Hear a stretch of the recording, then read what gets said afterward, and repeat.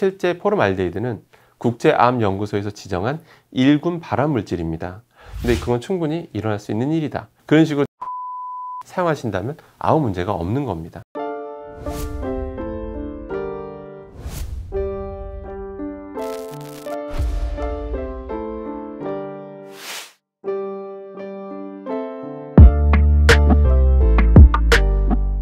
스타벅스에서 이번 굿즈에서 좀 논란이 된 게 있는데, 포름알데히드 검출 논란이 있었는데요. 가능성이 실제로 있습니다. 포름알데히드 검출됐을 가능성이 두 가지 측면에서 접근할 수가 있습니다. 첫 번째는 일단은 접착제. 우리가 어떤 그런 가방 같은 거 만들 때 군데군데 이음새 부분에 접착제가 쓰였을 가능성이 있고요. 그 접착제로 많이 쓰이는 게 이런 포름알데히드를 가지고서 만드는 접착제가 많습니다. 그래서 그 접착제가 쓰였다면 반응하지 않고 남아있는 미반응 포름알데히드 성분이 있습니다. 그런 것들이 서서히 빠져나오게 되면서 그런 불쾌한 냄새를 불러일으키게 된 거죠. 그럴 가능성이 첫 번째고요. 그다음에 더 유력한 가능성은 바로 그 염료, 바로 염료에 대해서 안정성을 부여하기 위해서 포름알데히드를 처리하는 경우가 있습니다. 좀 더 정확히 말씀드리면, 사실 우리 염료라고 하는 거는 색깔이 예뻐야만 되는 게 아니고요. 예쁘다고 해서 염료가 될 수 있는 게 아닙니다. 반드시 우리가 섬유에 딱 넣었을 때 섬유 내에서 강하게 오래 달라붙어 있어야 되겠죠.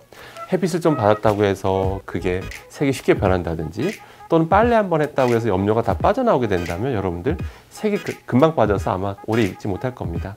근데 실제로 여러분들 오래 빨다 보면 색이 막 빠지는 것도 보셨을 거예요. 그게 바로 염료가 빠지는 건데요. 얼마큼 이렇게 강하냐, 내구성이 좋냐를 전문용어로 견뢰도라고 합니다. 이런 견뢰도가 좋아야 된다는 겁니다. 그래야 좀 염료를 쓸 수가 있는데요. 그럼 그 견뢰도를 높이기 위해서 할 수 있는 방법 중에 대표적인 방법이 바로 포름알린을 처리하는 겁니다. 포름알린을 처리하게 되면요, 화학 반응에 의해서 그 크기가 커져요. 커지게 되면서 섬유 그 조직 사이 내에서 쉽게 빠져나올 수 없게 되는 거죠. 그러니까 세탁을 하든 멀게 해도 염료가 쉽게 빠져나오지 않게 되는 거죠. 이렇게 포름알린 처리를 하기 때문에 반응 안 하고 남아있던 잔류하고 있는 포름알데히드 성분이 있을 수밖에 없어요. 사실은 그런 걸 만약에 우리가 손을 잡고 있다든지 우리 살에 닿는다든지 하게 되면 그게 피부에도 자극이 굉장히 심하기 때문에 피부 염증을 일으킬 수가 있습니다.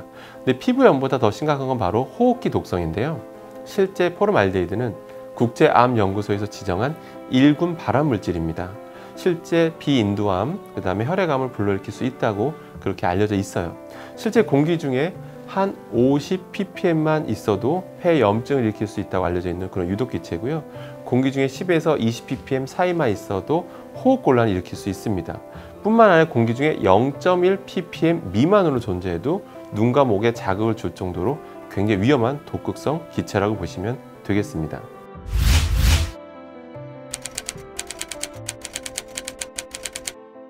여러분들 어디 백화점 가서 어떤 가방 하나 들어보고 냄새를 맡아보시면 냄새가 날 겁니다. 그게 상당수가 포름알데히드 냄새라고 보면 됩니다. 그래서 우리가 새 제품 사면 항상 특유의 냄새 나잖아요. 그게 다 그런 거라고 보시면 되는 겁니다. 그래서 이번에 스타벅스에서 논란이 됐지만 사실 이거는 원래 있던 일입니다. 유독 스타벅스 오늘 유명하다 보니까 특별히 이번에 좀 논란이 됐는데요. 근데 그건 충분히 일어날 수 있는 일이다. 그게 우리 제품의 내구성을 위해서 처리하는 거다라고 보시면 되겠습니다. 너무 초상적이어서 조금 헷갈리실 것 같아요. 모든 사실 화학 제품에는 위험성이 있습니다. 유해성이 있다고 보시면 돼요. 하지만 유해성이 있다고 해서 위해성이 있는 건 아닙니다. 무슨 얘기냐? 위험성을 안고 있어도 우리가 사용법만 제대로 알고 있다면 우리 몸에 위해를 가하지 않습니다. 이게 분명히 발암물질이 존재하고요. 현재 우리가 새집 증후군이라고도 하죠. 우리가 새집 지어지고 나면 그런 유해한 물질들이 공기 중에 자꾸 발생하니까 그로 인해서 여러 가지 문제를 일으키고 건강상의 위해를 가하게 되는 건데요. 그렇다고 해서 예를 들어서 페인트 쓰지 말자 이런 규정이 필요할까요? 또 그것도 아니거든요.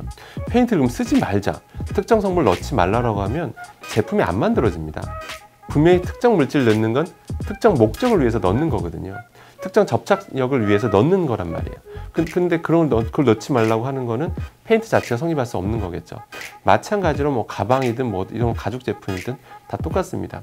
애초부터 쓰지 말라고 하게 되면 제품의 자체의 또 성능 자체가 유지가 안 됩니다.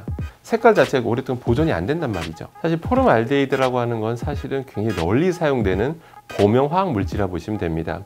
이 포름알데히드를 가지고서 우리는 플라스틱을 만들 수도 있고요. 심지어 어떤 접착제를 만들 수도 있고, 심지어 살균력도 너무 뛰어나서 살균제로도 쓸 수가 있는 그런 물질이라고 보시면 됩니다. 그러니까 우리가 포름알데히드 처리가 불가피한 처리라고 우리가 받아들인다면 우리가 이 위험성이 있다는 걸 인지하고 있는 거잖아요.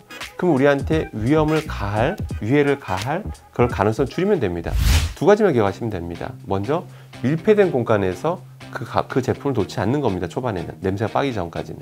그러면 그게 계속 어떤 유해한 기체들이 발생하기 때문에 우리 호흡기로 들어와서 암을 일으킬 수도 있는 거거든요. 그다음에 두 번째는 이 냄새를 빼는 겁니다. 냄새를 빼는 방법은, 가장 좋은 방법은 결국 열을 가하는 거거든요.